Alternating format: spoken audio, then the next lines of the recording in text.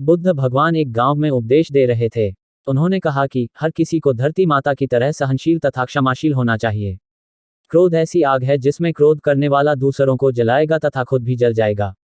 सभा में सभी शांति से बुद्ध की वाणी सुन रहे थे, लेकिन वहां स्वभाव से ही अतिक्रोधी एक ऐसा व्यक्ति भी बैठा हुआ था जिसे ये सारी बातें बेतुकी लग रही थी। वह कुछ देर ये सब सुनता रहा, फिर अचानक ही आग बबूला होकर बोलने लगा, तुम पाखंडी हो। बड़ी बड़ी बातें करना यही तुम्हारा काम है। तुम लोगों को भ्रमित कर रहे हो। तुम्हारी ये बातें आज के समय में कोई मायने नहीं रखती। ऐसे कई कटु वचनों सुनकर भी बुद्ध शांत रहे।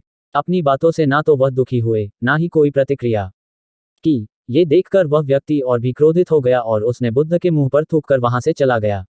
अगले दिन जब उस व्यक्ति का क्रोध शांत हुआ तो उसे अपने बुरे व्यवहार के कारण पछतावे की आग में जलने लगा और वह उन्हें ढूंढते हुए उसी स्थान पर पहुंचा, पर बुद्ध कहाँ मिलते। वह तो अपने शिष्यों के साथ पास वाले एक अन्य गांव निकल चुके थे।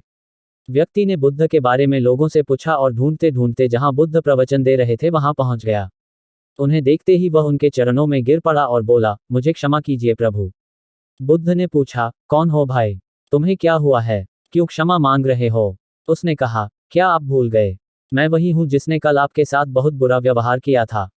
मैं शर्मिंदा हूं। मैं मेरे दुष्ट आचरण की क्षमायाचना करने आया हूं। भगवान बुद्ध ने प्रेमपूर्वक कहा, बीता हुआ कल तो मैं वही छोड़कर आया गया और तुम अभी भी वही अटके हुए हो।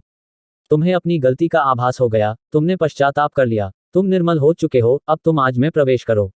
बुरी बातें तथा बुरी घटनाएं याद करते रहने से वर्तमान और भविष्य दोनों बिगड़ते जाते हैं। बीते हुए कल के कारण आज को मत बिगाड़ो। उस व्यक्ति का सारा बोझ उतर गया।